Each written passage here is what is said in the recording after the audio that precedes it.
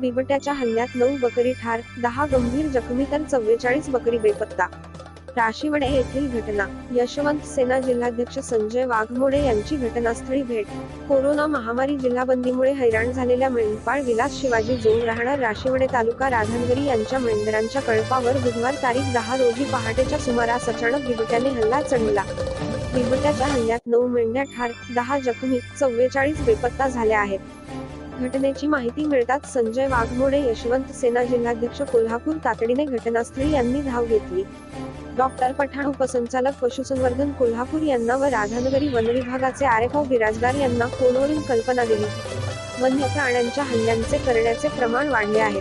ताबडतोब वन्य प्राणी यांचा बंदोबस्त करावा. पंचनामा करताना वनकर्मचारी व पशुवैद्यकीय अधिकारी हल्ला झालेल्या बकऱ्यावर त्याचे अवशेष पाहिल्याशिवाय पंचनामा करत नाहीत. काही वेळा वन्यप्राणी कळपाने येऊन हल्ला चढवतात व काही बकऱ्यांना सोबत घेऊन लांब नेऊन त्यांचा फडशा पाडतात. हल्ला झालेल्या बकऱ्यांचे अवशेष मिळत नाहीत. त्यामुळे मेंढपाळ यांना नुकसान भरपाई कमी मिळते. बेपत्ता बकऱ्यांचीही नुकसान भरपाई मिळावी नाही तर वनकर्मचाऱ्यांनी ती शोधून काढून मेंढपाळ यांना द्यावी अशी मागणी संजय वाघमोडे यांनी केली.